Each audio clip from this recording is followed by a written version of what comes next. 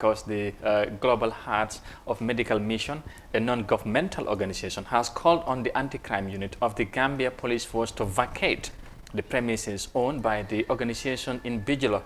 In a press release to Africa TV, the organization alleged that the law enforcement body took over the place from the then Green Boys under the former president who had illegally occupied the place.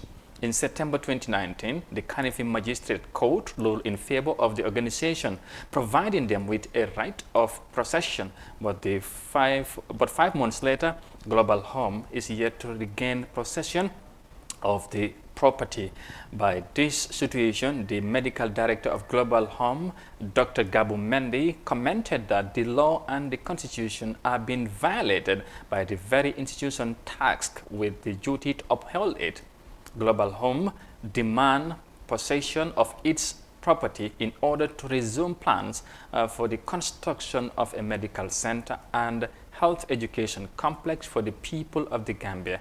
The US-based organization began operation in providing medical care to different communities in the 90s through mobile clinics.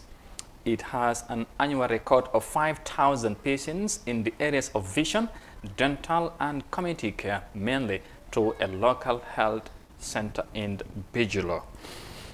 Now, of course, joining us on the line is Nene Fraser Gomez, Country Coordinator of Global Health of Medical Mission, to talk about this development. Good morning, Nene, and thank you very much for joining us. Good morning. Good morning. Thanks for having me. Good.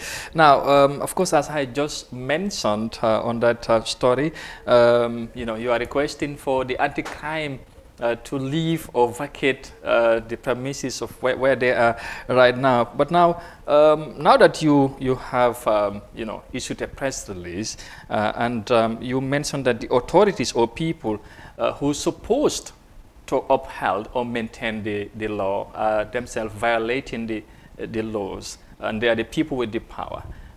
What's your next move after you have already issued a statement?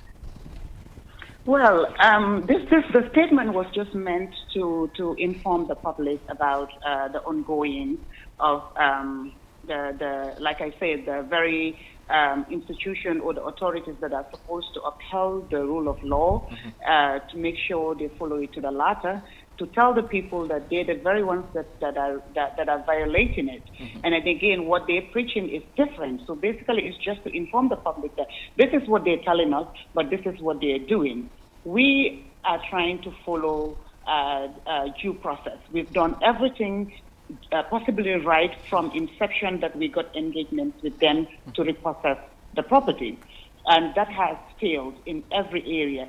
Now we thought, okay, we believed we have an independent judiciary. Let's seek redress in the courts, which we did.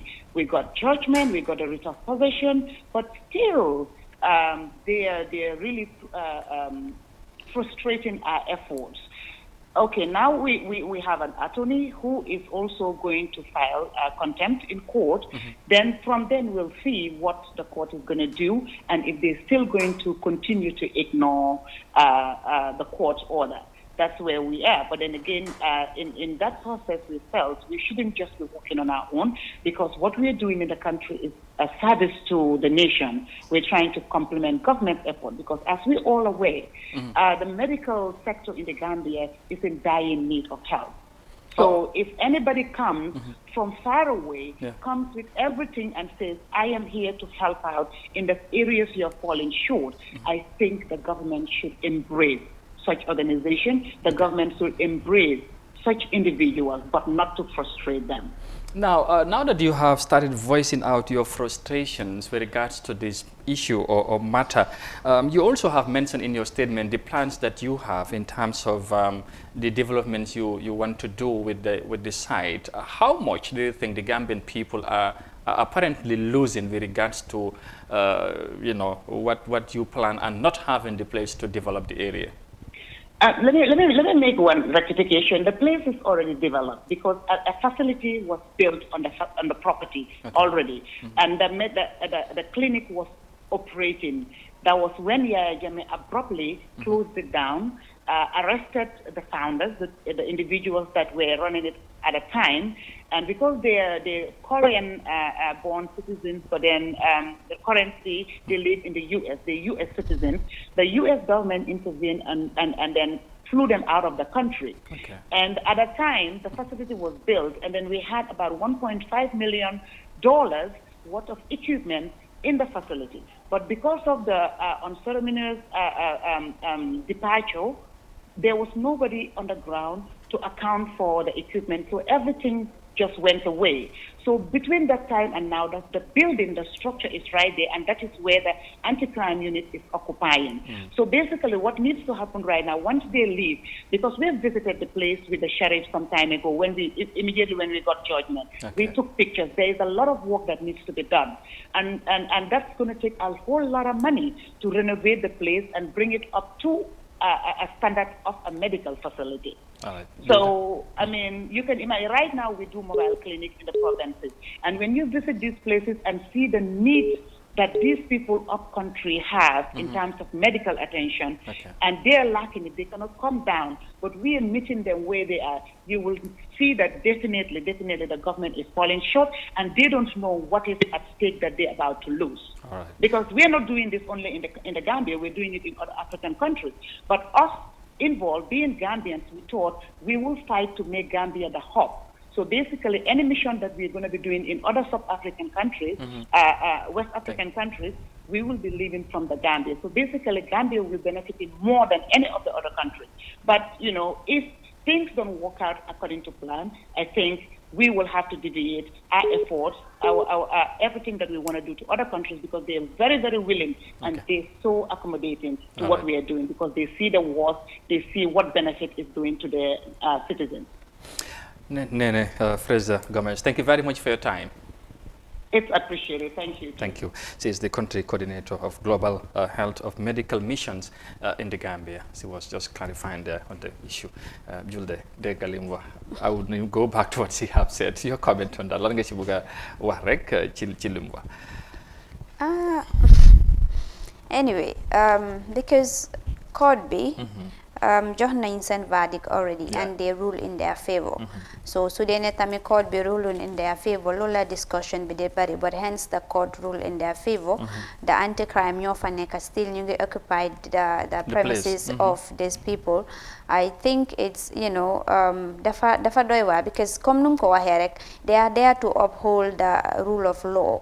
ñoom seen boppa soo xam ne like ñu ngi talk in a place where they are upholding the rule of law illegally, then there is a problem in that situation, because you know, you cannot hold someone accountable when you're even wanted in the first place. So I think ne ñoom it is incumbent of the government, hence dañ def lii dëgg la dañ ko génne woon time Yaya Jammeh, everybody is alleging that Yaya Jammeh dafa def lii daf dee ñëw jël properties illegally, but now that court bi dafa rule in their favor, and then ñu ne ñi ñu vacate, I think it is incumbent on them to vacate the place and give them to its rightful owners. Gaa ñu mën a Exactly. ci li ma bëgg a wax sax mooy